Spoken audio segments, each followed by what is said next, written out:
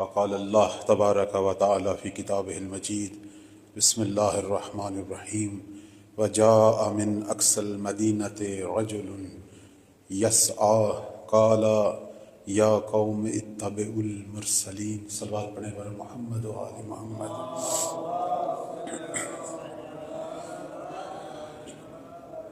زائرین کرام، ہمارے واجب الاحترام علماء، طلاب، پروردگار آپ سب کی زیارت، آج شب بدھ ہے، شب امام زماں ہے. آپ کی دعائیں، حاجات اپنی بارگاہ میں قبول و منظور فرمائے. آج کی شب مخصوص ہے ہمارے بار میں آقا ہمارے مولا کے ذکر کے ساتھ. میں نے سورہ یاسین کی 20ویں آیہ مجیدہ جو ہے وہ آپ کی خدمت میں تلاوت کی. آپ سب سورہ یاسین انشاءاللہ کی تلاوت کرتے ہیں. خود ہمارے وقت کے بارے میں آقا کا فرمان ہے اپنے شیعوں کے لیے کہ صبح کی نماز کے بعد سورہ یاسین کی تلاوت کریں، اور جب بھی قرآن مجید کی تلاوت کریں اس کا ثواب جو ہے وہ ہدیہ کریں محمد و آل محمد، اور بالخصوص مادر امام زماں حضرت نرجس خاتون سلام اللہ علیہا، اور توسل کریں اپنی حاجات کے لیے. سورہ یاسین کے اندر 20ویں آیت میں آپ نے شاید کتنی ہی دفعہ تلاوت کی ہوگی، ایک شخص کا ذکر ہے کہ جس سے پروردگار جو ہے وہ بہت ہی مختصر انداز سے اشارہ کر رہا ہے، لیکن یہ شخص بڑا عظیم ہے جس کا ذکر سورہ یاسین میں آیا. پروردگار فرما رہا ہے کہ جب میرے یعنی مبلغ، میرا پیغام پہنچانے والے ایک شہر میں داخل ہوئے. اب تفسیر میں ہے کہ یہ انطاکیہ شہر ہے. اس میں حضرت عیسیٰ کی طرف سے کچھ مبلغین گئے. لوگ جو ہے ان کو نقصان پہنچانا چاہتے تھے اس زمانے کے بت پرست. تو اب سورہ یاسین کی آیت نمبر 20 کہہ رہی ہے کہ اس شہر کے دور دراز حصے سے ایک شخص دوڑتا ہوا آیا. وَجَاءَ مِنْ أَقْصَى الْمَدِينَةِ رَجُلٌ يَسْعَىٰ. ایک شخص، اب وہ کون ہے معلوم نہیں. وہ دوڑتا ہوا آیا، کہنے لگا قَالَ يَا قَوْمِ اتَّبِعُوا الْمُرْسَلِينَ. اے میری قوم، ان کو نہ مارو، ان کو اذیت نہ دو، یہ پروردگار کے نمائندے ہیں، خدا کی طرف سے آئے ہیں، بلکہ ان کی اتباع کرو. اور پروردگار نے اسی شخص کا دوبارہ آگے ذکر کیا ہے 27 نمبر آیت میں کہ اللہ تعالیٰ جو ہے فرما رہا ہے کہ یہ وہ شخص ہے جس سے میں نے اپنے غفران سے نوازا کہ بما غفر لی ربی وجعلنی من المکرمین. اس کو احترام دیا، صاحب اکرام. یہ کون شخص ہے؟ اس کے بارے میں ہماری روایات کہتی ہیں یہ حبیب نجار تھے، بلکہ ہماری بعض روایت کہتی ہیں کہ 6 خالص شیعہ گزرے. 6 خالص شیعہ خلص معصوم فرماتے ہیں. 6 خالص شیعہ ہیں. 2 پیغمبر اسلام سے پہلے کے انبیاء کی ملتوں میں سے ہیں، اور 4 جو ہیں وہ اس ملت سے، اس امت سے. وہ کون سے ہیں؟ ایک یہی حبیب نجار، یہی مومن کہ جس کا ذکر سورہ یاسین میں اللہ رجل کے ساتھ کر رہا ہے کہ ایک شخص آیا، کوئی ایک شخص آیا، اور جس نے اس زمانے کے ولی کی حمایت کی، نصرت کی، اس کے لیے دوڑا، اس کے نمائندوں کے لیے دوڑا. اس نے زحمت کی نا، اللہ نے اس کا ذکر قرآن میں کر دیا. اور دوسرا مومن آل فرعون کہ جنہوں نے اس زمانے کی حجت یعنی حضرت موسیٰ علیہ السلام کی نصرت کی، اللہ نے اسے بعنوان مومن آل فرعون ذکر کیا. معصوم فرماتے ہیں 2 یہ مومن جو سورہ یاسین میں ہے، ایک وہ مومن کہ جو قوم فرعون میں تھا، اور 4 کون ہیں؟ فرماتے ہیں سلمان ہیں، ابو ذر ہے، مقداد اور عمار. یہ 6 جو ہیں یہ خالص شیعہ، یہ 6 بعظمت ترین شیعہ، یعنی جو نبی نہیں ہیں، امام نہیں ہیں، لیکن اولیاء میں سے یہ ان لوگوں میں سے ہیں کہ جن کا ذکر جو ہے ہو سکتا ہے زمین میں نہ ہوتا ہو لیکن آسمانوں میں ہوتا ہے. کہتے ہیں انسان ہونا ایسا ہی چاہیے، ہو سکتا ہے اسے زمین میں کوئی بھی نہ پہچانے لیکن فرشتے اسے پہچانتے ہوں، فرشتے اسے جانتے ہوں، رب اسے جانتا. میں اس آیہ مجیدہ کو سنانے کا مقصد آپ سب احباب کی خدمت میں یہی تھا کہ آ چکے شب امام زماں ہے. کہنے کا مقصد یہ ہے کہ آپ جس جگہ پر بھی ہیں دنیا کا جو کام بھی کر رہے ہیں، دکاندار ہیں، افسر ہیں، طالب علم ہیں، کچھ بھی ہے، اللہ کو آپ کے دنیاوی مقام و منصب سے کوئی تعلق نہیں ہے۔ جو بھی ہے، خدا اور خدا والے آپ سے کیا مانگ رہے ہیں کہ ان لوگوں کی طرح زمانے کے امام کی اطاعت اور نصرت میں رہو۔ قرآن کا پیغام ہے نا، آپ کسی بھی مقام کے۔ بعض لوگ پوچھتے ہیں جی میں کیا کروں، میں کیا کروں کہ میں امام زمان کا ناصر بنوں؟ لوگ سوال کرتے ہیں نا، میں کیا کروں کہ بلا؟ اس کا جواب، مختصر جواب یہی ہے کہ آپ جو کر رہے ہیں اس کو اچھے طریقے سے کریں، بس۔ جو کر رہے ہیں اس میں حلال و حرام کا خیال رکھیں، بس۔ جو کر رہے ہیں اس میں شیطان کی نہیں ماننی، رحمان کی ماننی ہے۔ بلکہ مختصر کروں، جو کر رہے ہیں یہی سوچ لے تیرا زمانے کا امام دیکھ رہا ہے، بس یہی۔ اگر ہم یہی کچھ کریں گے تو ہم مولا کے ناصر ہیں۔ مولا کے ناصر بننے کے لیے بعض لوگوں نے اپنے گھروں میں تلواریں بنا کے رکھی ہوئی ہیں۔ ایک دفعہ ہم کسی گھر میں گئے، اس نے کہا کہ مولا یہ میں نے کرسی بنوائی ہوئی ہے، یہ میں نے تلوار بنائی ہوئی ہے، میں مولا کے لیے یہ کر رہا ہوں، وہ کر رہا ہوں۔ میں نے کہا مومن، آپ کی اس تلوار کی امام کو ضرورت ہے؟ کس نے کہا مولا نے آ کے تلوار سے جنگ کرنی ہے؟ آج کے دور میں، اس جدید ترین اسلحے کے دور میں، ایک بچہ بھی ہنسے گا اگر ہم اسے کہیں کہ امام آئیں گے اور وہ تلوار سے جنگ کریں گے۔ بھائی مجھے آپ خود بتائیں، ایک چھوٹے سے پسٹل کے سامنے تلوار کی کیا حیثیت ہے؟ ہم کیوں، بلکہ میں بعض اوقات کہتا ہوں کہ ہم شیعہ خود اس دور میں رہ رہے ہیں، آج کے دور میں جہاں اتنی ٹیکنالوجی، اور ائمہ کے بارے میں کون سا دور سوچتے ہیں؟ وہ 61 ہجری والا دور۔ بھئی اس دور میں ہمارا اس زمانے کا امام ہے۔ کس نے کہا امام نے تلوار سے جنگ کرنی ہے؟ امام نے بھی علم کے ساتھ جنگ کرنی ہے، ٹیکنالوجی کے ساتھ جنگ کرنی ہے۔ بلکہ امام زمان علیہ السلام کی جو فتح ہوگی اپنے زمانے کے دشمنوں پر، وہ علم کی فتح ہے، بلکہ ایسے ہی ہے جیسے مولا علی کی فتح تھی۔ صلوات پڑھے بر محمد و آل محمد۔ مومنین کرام، آپ نے اب تک جتنی مجالس سنی، ماشاءاللہ بے پناہ محرم سنے، مجالس سنی۔ ایک چھوٹا سا سوال میں آپ سے کرتا ہوں، چھوٹا سا سوال ہے، مجھے یہ بتائیں کہ امیر المومنین جب جنگ کرتے تھے اور ہمیشہ جیتتے تھے، ہمیشہ جیتتے تھے، آج تک علی مولا نے کبھی شکست کھائی ہے جنگ میں؟ نہیں کھائی۔ امیر المومنین جب جیتتے تھے تو کس وجہ سے جیتتے تھے؟ آیا ان کو اللہ کی حمایت حاصل تھی؟ معجزہ دکھاتے تھے؟ مرحب کا وجود جب 2 حصوں میں تقسیم کیا، یہ علی کا معجزہ تھا۔ عمر بن عبد ود کو جب پچھاڑا، یہ معجزہ تھا۔ جنگ احد میں مولا علی لہو لہان تھے، لیکن دشمنوں کے پرکھچے اڑا دیے۔ زمانے کے حجت پیغمبر خدا کی نصرت میں علی کا بدن کا کوئی حصہ زخموں سے خالی نہیں تھا، یہ معجزہ تھا۔ یا میرے مولا کی بہادری تھی، شجاعت تھی، میرے مولا کا علم تھا۔ میں بلکہ اس کو سادہ کہوں، جو آدمی تلوار سے جنگ کرتا ہے اس کے لیے بھی علم چاہیے یا نہیں چاہیے؟ ٹیکنیک چاہیے، مہارت چاہیے، استعداد چاہیے۔ صرف بات اتنی سی ہے، اگر آپ اس نقطے کو سمجھ جائیں گے تو آج کے امام کی دشمنوں سے لڑائی بھی سمجھ جائیں گے۔ اگر اس زمانے کا کوئی بھی پہلوان، بڑا عرب شہسوار، اگر وہ 100 طریقے جانتا تھا شمشیر سے لڑنے کے، علی کو 1000 طریقے آتے تھے لڑنے۔ یہی رمز ہے، اور کیا ہے؟ امیر المومنین کی لڑائی کا رمز یہی ہے۔ اگر اس کو فرض کرے 1000 طریقے آتے تھے، ادھر 10,000 طریقے آتے تھے، اور کیا ہے؟ ہمارے ائمہ نے ہمیشہ اپنے علم سے برتری دکھائی ہے۔ جیسے کہتے ہیں ایک بادشاہ شام، اس کا نام ذکر ہے، بنی امیہ کا سب سے بدترین بادشاہ، ویسے تو سارے بدتر ہے، یہ بھی بہت بدتر تھا۔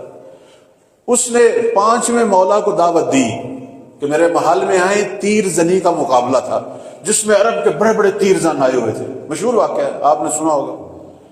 اس کو کسی نے بتایا کہ یہ جو شیعوں کا امام ہے، اس کا کام صرف درس پڑھانا ہے، یہ کبھی کسی نے جنگ کی ہی نہیں، تو اب بہترین موقع ہے ان کو بلایا جائے، اس تیر زن کے مقابلے میں ان کو بھی دعوت دی جائے۔ ان سے بھی تیر نشانے کے حوالے سے، ان سے بھی تیر جو ہے وہ کہ یہ بھی تیر مارے، اور یقیناً یہ جو نشانے باز لوگ ہیں ان کی طرح تو تیر نہیں چلا سکیں گے، ان کو سبکی ہوگی، توہین ہوگی، اور ہم یہاں مذاق اڑائیں گے کہ دیکھو آپ کا دادا علی تو بہت بڑا شمشیر زن تھا، بہت بڑا بہادر تھا، بہت بڑا جنگجو تھا، لیکن اب آپ میں علی جیسی رمق۔ امام کو جب اس نے دعوت دی پانچویں مولا، واقعاً پانچویں مولا نے آج تک کسی سے جنگ نہیں کی تھی، کبھی کسی جنگ میں شرکت نہیں کی تھی، دعوت دی۔ اب وہاں پورے عرب کے بڑے بڑے تیر زن آئے، سب جو ہیں وہ نشانے معین کیے ہوئے ہیں اور سب تیر مار رہے ہیں۔ آخر میں اس شام نے کہا، اے فرزند رسول، سنا تھا کہ آپ کے دادا علی زمانے کے بڑے جنگجو، آپ کے اندر بھی وہی خون ہے، آپ بھی اپنے آپ کو زمانے کا علی کہتے ہیں، آپ بھی تشریف لائیں، ذرا اپنے تیر زنی کی مہارت ہمیں دکھائیں۔ مولا نے فرمایا، اے حاکم ہمیں معاف کریں، یہ دنیاوی کھیل تماشے ہیں، اماموں کا کام تو کھیل تماشوں میں شرکت کرنا نہیں، فرمایا یہ آپ لوگوں کے لطف لینے کے کھیل تماشے ہیں، ہمیں معاف کریں۔ لیکن اس نے اصرار کیا۔ جب اس نے اصرار کیا اور اصرار حد سے بڑا، میرے بزرگوں، اس وقت دنیا نے پھر دیکھا فرزند علی کا علم اور اس کا کرشمہ۔ پانچویں مولا نے تیر کمان پکڑا۔ اب یہ تاریخ لکھتی ہے، شیعہ سنی تاریخ لکھتی ہے کہ علی کا وہ فرزند کہ جس نے آج تک کسی جنگ میں شرکت نہیں کی تھی، جب تیر کمان سنبھالا نا، اب پوری دنیا کے عرب کے ماہر تیر زن دیکھ رہے تھے، دیکھا پہلا تیر چلایا جو بالکل نشانے پہ لگا، ٹھیک ہے یہ تو سارے ماہر تیر زن یہ کام کر سکتے تھے۔ پھر جب دوسرا تیر چلایا وہ پہلے تیر کی پشت پہ لگا۔ اب یہ منظر پہلی دفعہ دیکھا جا رہا تھا، اب یہ آج تک کسی نے نہیں دیکھا۔ پھر مولا نے تیسرا تیر چلایا، وہ دوسرے تیر کی پشت پہ لگا۔ یوں 5 تیر چلائے اور 5 تیر ایک دوسرے کی پشت پہ لگے۔ ایک ایسا کام کیا کہ جو پوری دنیا میں اس وقت نہیں کر سکتا تھا۔ اب دنیا کو یاد آیا کہ علی کس طرح جنگ میں الہی کرشمے دکھاتے تھے، آج علی کے بیٹے نے اسی طرح کا کرشمہ دکھا دیا۔ اس کے بعد میرے مولا نے تیر کمان ایک طرف رکھ دیا، فرمایا درست ہے ہم نے کسی جنگ میں شرکت نہیں کی، لیکن ہم علم رکھتے ہیں تیر چلانے کا۔ بس یہاں سے سمجھ آتا ہے کہ امام وقت جب تشریف لائیں گے وہ کوئی تلوار سے تھوڑی جنگ کریں گے، علم کی جنگ ہے۔ آپ اس وقت بھی دنیا میں دیکھیں، اس دنیا کے اندر کون سا ملک جو ہے وہ دوسرے ملک پر برتری رکھتا ہے؟ وہی ملک دوسرے ملک پر برتری رکھتا ہے جس کے پاس علم زیادہ۔ آج برتری کا معیار نفری کا زیادہ ہونا نہیں ہے، نفری کا زیادہ ہونا نہیں ہے، آج برتری کا معیار جو ہے وہ کوئی ملک کا وسیع و عریض ہونا نہیں ہے۔ آپ دنیا میں بہت چھوٹے چھوٹے ملک نہیں دیکھ رہے، لیکن اپنی علمی برتری سے کہاں پہنچ گئے۔ مولا جب تشریف لائیں گے جنگ علم کی ہے۔ میں نے اسی مومن کو کہا جو گھر میں تلوار سنبھالے بیٹھے ہوئے تھے، میں نے کہا مومن تلوار بنانے کی ضرورت نہیں تھی، ہم جس ایمان کی امت ہیں اس کے بارے میں احادیث میں آیا ہے کہ مہدی جب ظہور کریں گے دنیا کے پاس 2 حرف کا علم ہوگا۔ یہ جس وقت دنیا میں علم دیکھ رہے ہیں یہ 2 حرف کا، یہ روایت ہے۔ معصوم فرماتے ہیں کہ اللہ نے نوع بشر کو 27 حرف علم کے دینے ہیں، جس میں سے 2 حرف دے چکا ہے، لیکن جب مہدی آئیں گے تو ان کے وجود کی برکت سے باقی 25 حرف بھی دنیا کو ملیں گے۔ اب آپ خود ہی سمجھ جائیں کہ جب مولا آئیں گے، ایک طرف دنیا کی افواج جن کو ہم سپر پاور کہتے ہیں، ان کے پاس زیادہ سے زیادہ جو ٹیکنالوجی ہوگی وہ 2 حرف کی ہے، اور ایک طرف الہی افواج ہوگی، ایک طرف مہدی کے ماننے والے ہوں گے کہ جن کے پاس مولا کی برکت سے 27 حرف کا علم ہو۔ یہ ہے برتری کا معیار۔ لوگ پوچھتے ہیں کیسے امام فتح پائیں گے؟ علم کی فتح۔ تو بس مولا کی نصرت کرنے کے لیے میں نے اسی مومن کو کہا جس کے گھر میں گئے، جو تلوار بڑھا کے بیٹھے ہوئے تھے، میں نے کہا کہ ان چیزوں کی ضرورت نہیں ہے۔ اس نے کہا پھر میں کیا کروں؟ عرض کیا تو جو بھی کام کر رہا ہے، چاہے سبزی فروشی کیوں نہ ہو، چاہے ایک چھوٹا سا کلر رکھی کیوں نہ ہو، کچھ بھی ہو، صرف اپنے کام میں ایسا بنو کہ اس کام کو خدا اور امام کو حاضر ناظر سمجھتے ہوئے کرو، کام اچھے طریقے سے کرو۔ کام کے اندر بے ایمانی نہیں ہونی چاہیے. یہی نصرت ہے. یہ جو سورہ یاسین کی 20 نمبر آیت آپ کی خدمت میں تلاوت کی آپ کے سامنے کہ پروردگار کہہ رہا ہے کہ جب حضرت عیسیٰ کے نمائندے آئے وَجَاءَ مِنْ أَقْصَى الْمَدِينَةِ تھے تو شہر کے دور دراز ایک دور کے محلے سے ایک شخص دوڑتا ہوا آیا اور اس نے کہا ہے لوگو ان کو تنگ نہ کرو، یہ خدا کے نمائندے ہیں، یہ مرسلین ہیں. یعنی اس نے اپنے آپ کو زمانے کی حجت کے لیے وقف کیا اور ایک خدمت کی. خدا نے اس کا ذکر قرآن میں کر دیا. کوئی دیکھے نہ دیکھے پروردگار بھی دیکھ رہا ہے اور خدا کا ولی بھی دیکھ رہا ہے. خدا کا ولی دیکھ رہا ہے. یہاں ایران کے اندر ایک شہید ہے جن کا ذکر ہوتا ہے، شہید برونسی. ویسے عبد الحسین ان کا نام ہے. آپ ان کا زندگی نامہ پڑھیں، رہبر معظم بھی بہت ذکر فرماتے ہیں. شہید برونسی کون ہے؟ ایک بہت بڑا کمانڈر، بہت جہاد کیا، لیکن یہ کہاں سے آیا؟ ایک غریب سا آدمی، ایک ایسا شخص جس کا زندگی نامہ پڑھے ہمارے لیے بہت بڑا درس ہے. کہتے ہیں شہید برونسی جب بڑے ہوئے چند جماعتیں، 5 جماعتیں، زیادہ اس سے نہیں پڑے ہوئے تھے، کام کاج کی تلاش میں چل پڑے. سب سے پہلے تو ایک نونوائی والی دکان، تندور جہاں روٹیاں پکتی ہیں، وہاں گئے، وہاں کام شروع کیا. دیکھا کہ یہ جو میرا استاد ہے یہ آٹے کے اندر گھپلا کر رہا ہے. اس سے روکا کہ یہ کام اللہ کو پسند، لیکن وہ نہیں ہٹا، کام چھوڑ دیا. چلے گئے، خود بتاتے ہیں. پھر میں جو ہے ایک دودھ والے کے ساتھ اس کے کام میں شریک ہو گیا. میں نے دیکھا کہ یہ دودھ والا جو ہے دودھ میں پانی ملا رہا ہے. میں نے اسے روکا کہ یہ کام اللہ کو پسند نہیں ہے، یہ گناہ ہے، لوگوں کو دھوکہ دینا ہے. اس نے کہا کاروبار ہے، یہی چلتا ہے. میں نے اس کو بھی چھوڑ دیا. 2-3 کام اسی طرح کیے، لیکن ہر کام میں کرپشن دیکھی، چھوڑ دیا. آخر میں شہید برونسی کہتے ہیں کہ میں چوک پہ کھڑا ہو گیا مزدور بن کے. لوگ لے جاتے تھے اپنے کاموں کے لیے. ایسا ایسا مجھے بلڈنگیں بنانی آ گئی، مستری والا کام آ گیا. تو ان کی حیثیت کیا تھی؟ مستری تھے، لیکن کیسا مستری؟ اپنے کام میں مخلص تھا، اپنے کام میں با ایمان تھا. اور اس کی عظمت یہ تھی کہ خدا نے حق و باطل کی جنگ کے اندر ایک کمانڈر اس کو بھی بنا دیا. انسان اپنے کام میں مخلص ہو، حلال و حرام کا خیال رکھے. جس نے عزت دینی ہے وہ انتخاب کر لیتا ہے. وَتُعِزُّ مَن تَشَاءُ، جس نے عزت دینی. امام زمان علیہ السلام کے ناصروں کا ذکر ہے ہماری احادیث میں. صلوات پڑھیں بر محمد و آل محمد.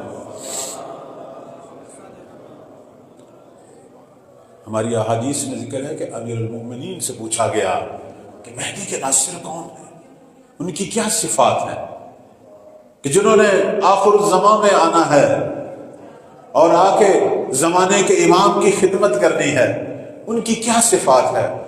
فرماتے ہیں کہ یہ وہ لوگ ہیں جسے اللہ، رسول اور ہم تو جانتے ہیں لیکن دنیا والے نے نہیں جانتے. اسماءہم فی الارض مجہولا، زمین میں تو یہ مجہول ہے، کوئی ان کو جاننے والا نہیں ہے. لیکن معروف فی السماء، لیکن آسمانوں میں مشہور ہیں، فرشتے ان کو جانتے ہیں. انسان ایسا ہونا، دنیا میں کوئی نہ جانے کیا ہوا، لیکن خدا اسے جانتا ہو، امام کی دعاؤں اور نگاہوں میں آئے. اس لیے کہتے ہیں اگر کسی نے ناصر بننا ہے اپنے کام میں اخلاص پیدا کرے، اپنے کام میں ایماندار ہو، اپنے کام میں حلال و حرام کا خیال رکھنے والا ہو. خود بخود وقت کی حجت کی نگاہ میں بھی آ جائے گا، اس کی دعاؤں میں بھی آ جائے گا. بس یہی کافی ہے، یہی کافی. چونکہ اب بات بازار کی چل پڑی. ایک شخص آیا، اور میں یہ اکثر یہ نقل کرتا ہوں. ایک شخص آیا، اس نے کہا تو بہت ہی توجہ چاہوں گا.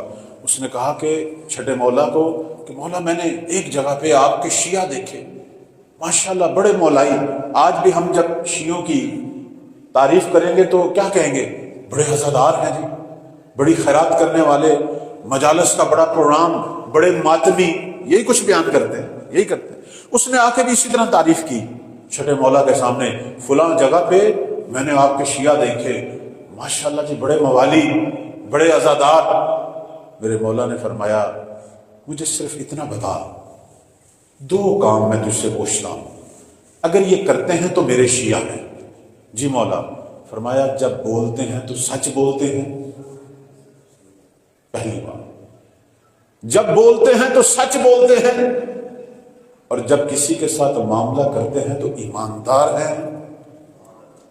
اس نے کہا مولا یہ معلوم نہیں، فرمایا اگر کسی قوم میں یہ دو صفتیں دیکھ لو وہ ہیں ہمارے شیعہ، باقی ہمارے محب ہیں۔ یہ ہے شیعہ۔ میرے عزیزوں، میرے بزرگوں، یہاں سے پتہ چل رہا ہے نا وقت کا امام کن کا انتظار کر رہا ہے، کن کا انتظار کر رہا ہے۔ انسان یہ نہ سوچے کہ میرا نام کیسے بنے گا، اشتہاروں میں نام آ جائے۔ کچھ لوگ اپنے آپ کو آگے آگے کر رہے ہوتے ہیں کہ میں دیکھا جاؤں، میں لوگوں میں پہچانا جاؤں، میرا ذکر ہو، اپنی فوٹو لگا رہے ہوتے ہیں۔ جیسے اب سوشل میڈیا پہ بعض لوگوں کو جو ہے وہ بیماری ہے کہ کسی طریقے سے میری شہرت ہو، چاہے بدنام ہی کیوں نہ ہو جاؤں۔ ہے یا نہیں ہے؟ یہ بیماریاں ہیں، یہ ساری نفسیاتی بیماریاں۔ بھئی کیوں یہ کام کیوں کر رہے ہیں؟ تو جو بھی دنیا کا کام کر رہا ہے اس میں اپنے آپ کو زمانے کی حجت کی بارگاہ میں محسوس کر، تو خود بخود مولا کی نگاہ میں بھی آ جائے گا، خدا کی نگاہ میں بھی آ جائے گا۔ بس یہی ہے، اور کیا ہے؟ ہم کس چیز کی تلاش میں ہیں؟ ہم کس چیز کی تلاش میں ہیں؟ یہ جو معصوم نے فرمایا شیعہ صرف 6 ہی گزرے ہیں جو خالص تھے، یہ معصوم کا جملہ ہے۔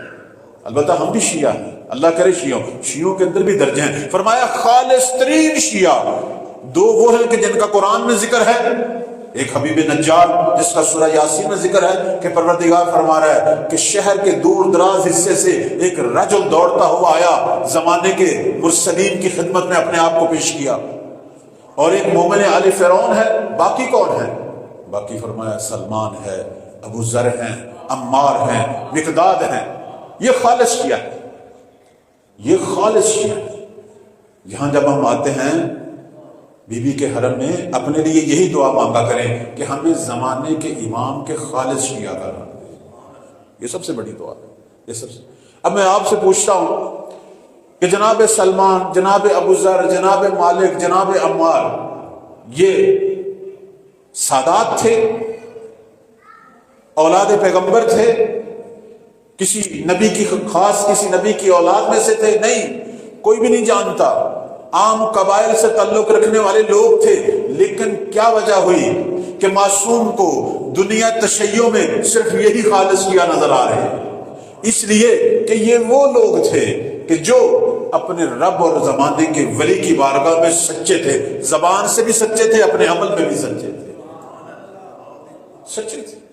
انسان کو سچا ہونا چاہیے، انسان کو سچا ہونا چاہیے اپنی گفتگو میں بھی اور اپنے عمل میں۔ اس لیے چھٹے مولا نے فرمایا اگر کسی جگہ پر 2 صفتیں دیکھو وہ ہمارے شیعہ ہیں، جب بھی بولے سچ بولے، اور اگر کسی کے ساتھ معاملہ کریں تو ایماندار ہوں، وہ ہمارے شیعہ ہیں۔ لیکن اگر صرف ہمارا ذکر کر رہے ہیں اور ان کے اندر یہ اوصاف نہیں ہے تو وہ محب ضرور ہیں ہمارے، لیکن شیعہ نہیں ہے۔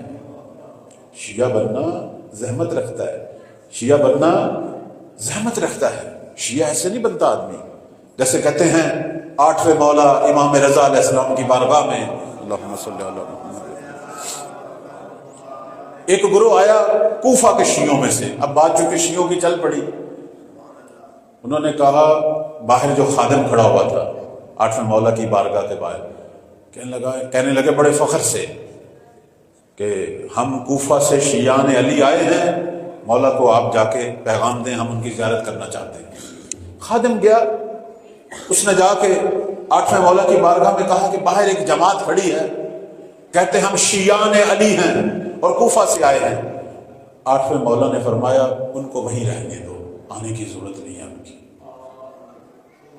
اب وہ پریشان ہو گئے، اندر آنے کی اجازت نہیں مل رہی، نہیں مل رہی، کیا وجہ ہے؟ پورا دن گزر گیا، دوسرا دن گزر گیا، باہر بیٹھے رہے، تیسرے دن رونا شروع کر دیا کہ آخر ہماری غلطی کیا ہے؟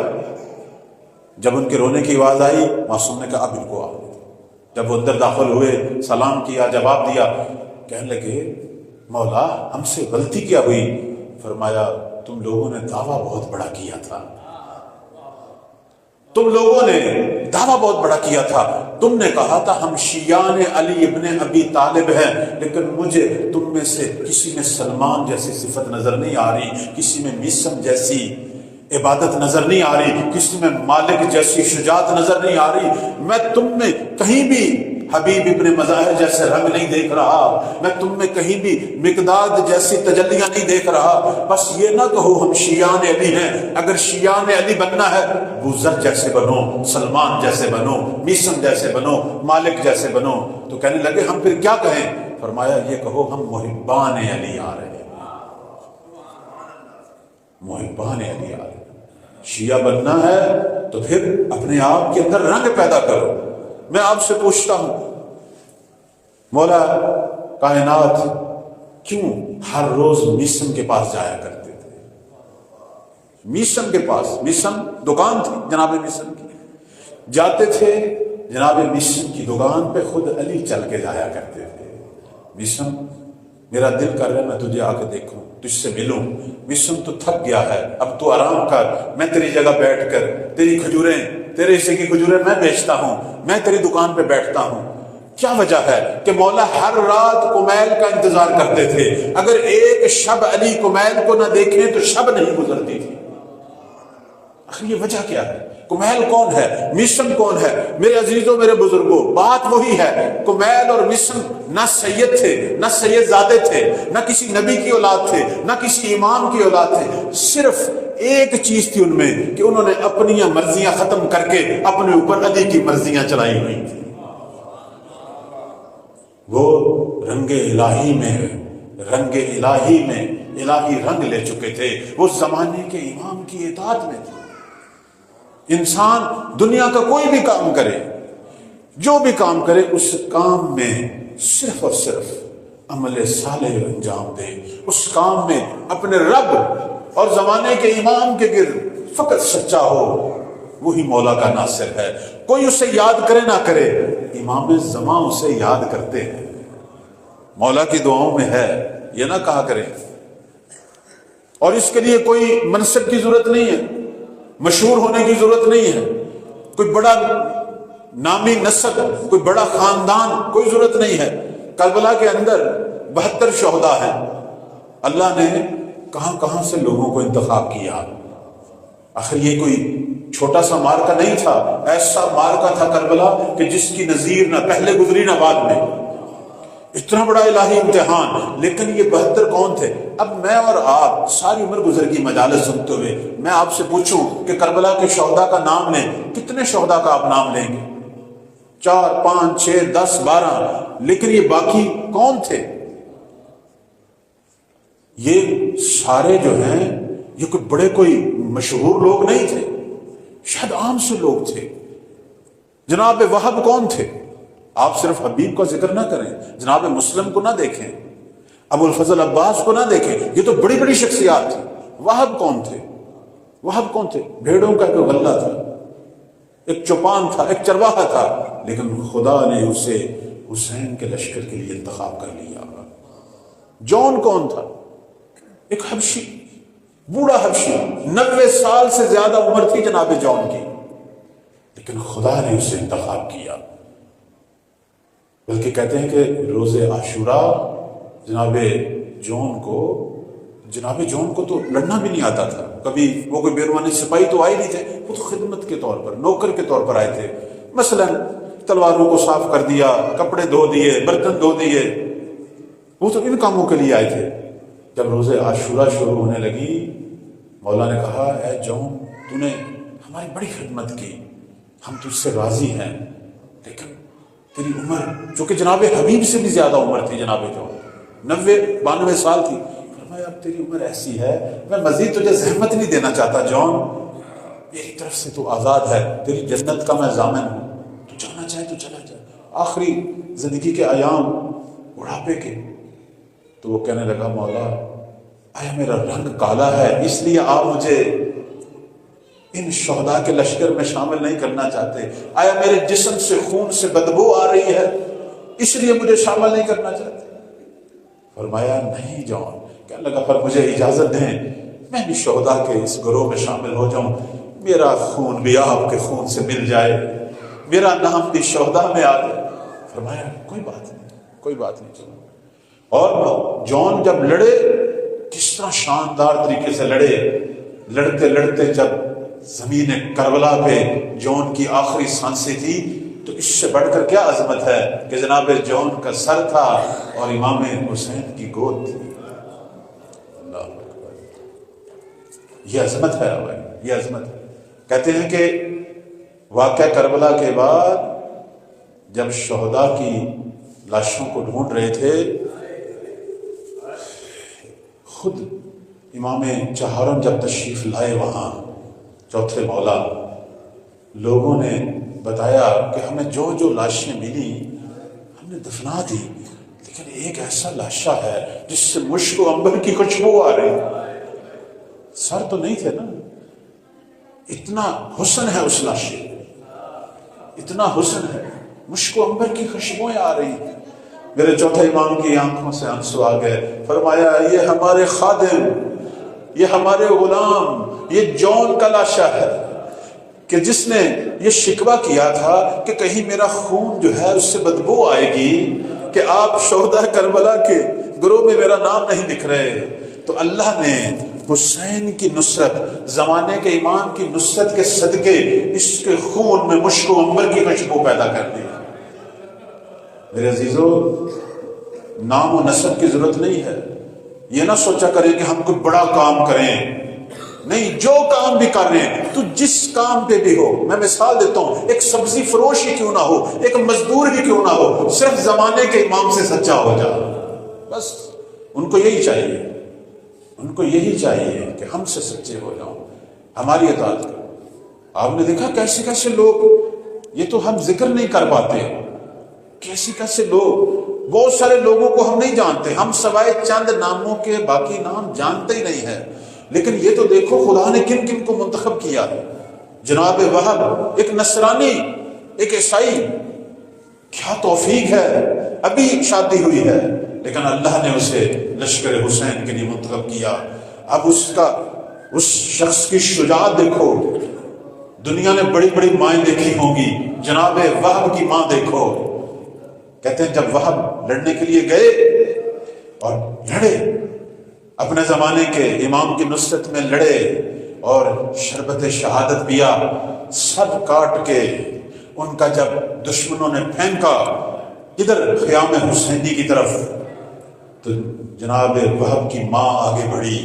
اب ماں کا آپ صبر دیکھیں، جوان بچہ کہ جس کی ابھی شادی ہوئی ہے، جس کی ابھی شادی ہوئی ہے، اپنے بچے کا سر لیتی ہیں، سر کٹا ہوا سر، لیکن ماں کی شجاعت دیکھیں، کٹے ہوئے سر کو چوم کے کہتی ہیں جب ایک دفعہ حسین پہ فدا کر دیا اب میں نے واپس نہیں لینا، دوبارہ سر دشمنوں کی طرف ہے۔ اس لیے تو یہ ہستیاں زندہ ہیں، اس لیے ہستیاں زندہ ہیں۔ میرے عزیزو، آج بھی ہمارا ہر عمل زمانے کا امام دیکھ رہا ہے۔ آیت اللہ سستانی بہت بڑی شخصیت، ان کے والد آیت اللہ محمد باقر سستانی کہتے ہیں میں نے چلہ کاٹا، مجتہد ہیں، فقیہ ہیں، زمانے کے امام کی زیارت کا چلہ کاٹا۔ چلے کے آخری ایام تھے، مشہد میں بیٹھے تھے، کہہ رہے تھے ایک گھر سے میں نے نور نکلتا ہوا دیکھا، مجھے سمجھ آ گئی کہ مولا وہاں ہے۔ میں دوڑتا ہوا گیا، دیکھا ایک خاتون، ایک عام خاتون، اس کی میت ہے اور وہاں زمانے کے امام بیٹھے ہوئے، ایک عام خاتون، کوئی وہ فقیہ نہیں تھی، کوئی بہت بڑی مومنہ، بہت بڑی عزادار نہیں تھی، ایک عام خاتون تھی۔ کہا مولا میں جو فقیہ ہوں، مجتہد ہوں، آپ کی ملاقات کے لیے چلے کاٹ رہا ہوں، یہ کتنی خوش نصیب ہے کہ آپ آخری وقت میں اس سے ملنے کے لیے آئے۔ کہنے لگے تجھے پتا ہے یہ کون ہے؟ اس زمانے میں شہنشاہ نے حجاب پر پابندی لگائی تھی، عورتیں باہر نکلتی تھی ان کی چادریں چھین لیتے تھے۔ کہا یہ وہ خاتون ہے کہ جس نے زہرا کی یادگار اپنی چادر کی حفاظت کے لیے 7 سال سے گھر سے نہیں نکل رہی، 7 سال سے اپنے آپ کو گھر میں قید کیا ہوا ہے کہ کہیں یہ زہرا کی یادگار، یہ حجاب زہرا میرے سر سے نہ اترے۔ تو جو اللہ کی راہ میں مخلص ہوں، ہم کیوں نہ ان کی زیارت کے لیے آئیں، ہم کیوں نہ ان کی زیارت کے لیے۔ بس میں ختم کر رہا ہوں، آخر میں مصائب کا ایک جملہ، وہ بھی جناب ابن طاؤس کا۔ جناب ابن طاؤس کہتے ہیں کہ ایک رات میں سامرا میں، وہی سرداب سامرا، اللہ سب کو بار بار توفیق دے، آپ سب نے بھی زیارت کی ہوگی سرداب سامرا کی. سرداب سامرا مولا امام زمان سے منسوب ہے. جناب ابن طاؤس کہتے ہیں کہ میں سامرا میں سرداب میں اترا. اور ابن طاؤس کون سی شخصیت ہے میرے عزیزوں؟ بس ختم کر رہا ہوں. یہ وہ شخصیت ہے جن کو بارہا امام زمان کی زیارت ہوئی. اتنی زیارت ہوئی کہ مولا کی آواز سے مولا کو پہچان لیتے تھے. کہتے ہیں میں سرداب سامرا میں اترا. اب اس چند سیڑھیاں اترا, مجھے اپنے وقت کے مولا مہدی زہرا کی آواز آئی. امام دعا مانگ رہے تھے, اور جب میں نے غور سے سنا دیکھا زمانے کا امام رو رہا ہے. امام مہدی رو رہے ہیں, ہمارے آقا اور مولا رو رہے ہیں. رو کیوں رہے ہیں؟ آپ میں ہمت ہے سننے کی؟ امام کا غم کیوں رو رہے ہیں؟ رو رہے ہیں کہ پروردگارا میرے شیعہ گناہ کرتے کرتے سو گئے. حق تو یہ تھا کہ تیری بارگاہ میں اپنے گناہ کی بخشش کرواتے پھر سوتے, لیکن یہ ایسے ہی سو گئے ہیں. یہ تو تیری بارگاہ میں توبہ کر کے نہیں سوئے. میں ان کے زمانے کا امام توبہ کرتا ہوں. اللہ اکبر, اللہ اکبر. میں زمانے کا امام. میرے عزیزو, مہدی کے دل کو زخمی نہ کیا کرو. کتنی دفعہ میرے مولا نے یہ پیغام بھیجا, مہدی کو دشمنوں سے کوئی خوف نہیں. میرے دل کو اس وقت رنج پہنچتا ہے جب تم ہم سے منسوب ہمارے شیعہ جب گناہ کرتے ہو. اس وقت مہدی کے دل کو رنج پہنچتا ہے. اب کیسا وقت ہے, کیسا وقت ہے کہ سامرا کا سرداب ہے. مولا دعا کیا کر رہے ہیں کہ پروردگارا میں زمانے کی حجت تیری بارگاہ میں معافی مانگ رہا ہوں ان شیعوں کی کہ جو سارا دن گناہ کرتے رہے لیکن سو گئے. حق یہ تھا کہ پہلے توبہ کرتے, اپنے گناہ بخشاتے, پھر سوتے, لیکن خدایا یہ سو گئے. میں ان کی جگہ مصلی بچھا کر تیری بارگاہ میں دعا کر رہا ہوں کہ تو انہیں بخش دے. اور کیوں بخش دے؟ اب آگے مولا خود ہی ذکر کرتے ہیں, کہتے ہیں اس لیے بخش دے, ہیں تو یہ گناہگار شیعہ لیکن یہ میری ماں زہرا کے غم میں روتے ہیں. یہ عزادار ہیں زہرا کے, ہیں تو ہمارے شیعہ لیکن یہ میرے جد حسین کے مسائل میں روتے ہیں, یہ ماتم کرتے ہیں تو ہمارے شیعہ گناہگار ہیں لیکن پروردگارا مہدی اس لیے ان کی معافی مانگ رہا ہے کہ یہ ہماری عزاداریوں میں روتے ہیں, یہ گریہ کرتے ہیں, ان کے گریہ کے صدقے ان کو معاف کر دیں. میرے عزیزو, اس لیے ہم کہتے ہیں ہمارے پلے کچھ بھی نہیں ہے. میں نے اتنی بڑی تقریر کی عمل صالح پر, لیکن پھر بھی میں کہوں گا کچھ بھی نہیں ہے ہمارے پاس. جو کچھ بھی کر لیں, اگر ہمیں آسرا ہے تو یہ چند آنسوؤں کا آسرا ہے, اس کو اخلاص سے بہانا چاہیے. کہتے ہیں روز محشر ہوگا, بس چونکہ ایام فاطمیہ تھے میں ایک جملہ پڑھ کے ختم کر رہا ہوں. روز محشر ہوگا, عجیب محشر پر سما طاری ہوگا. ایک آواز آئے گی, نکسو رؤوسکم, اے محشر والو اپنے سروں کو جھکاؤ, سروں کو جھکاؤ, اپنی گردنیں جھکاؤ, اپنی آنکھیں زمین پہ گاڑو. کیوں؟ چونکہ نبی کی بیٹی آ رہی ہے. اللہ اکبر, اللہ اکبر. آپ کو پتہ ہے روز محشر جب بی بی فاطمہ آئیں گی اس وقت کیا عالم ہوگا. اس وقت یہ آواز آئے گی, اپنے سروں کو جھکاؤ, اپنی نظروں کو زمین پہ لگاؤ. کیوں؟ چونکہ نبی کی بیٹی آ رہی ہے.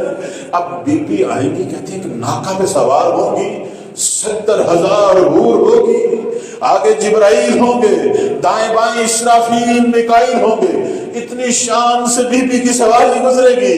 پروردگار کہے گا زہرا جنت تیری مشتاق ہے, جنت میں داخل ہو جا. لیکن آیا بی بی جنت میں داخل ہوگی؟ نہیں. روایت کہتی ہے بی بی جنت کے دروازے پہ کھڑی ہوگی, کھڑی ہو جائے گی. یہ جو میں کہتا ہوں کہ آنسو بھی اگر بہانے ہیں تو اخلاص سے بہاؤ. کہتے ہیں بی بی جنت کے دروازے پہ کھڑی ہوں گی, کہیں گی پروردگارا میں جنت میں داخل نہیں ہوگی.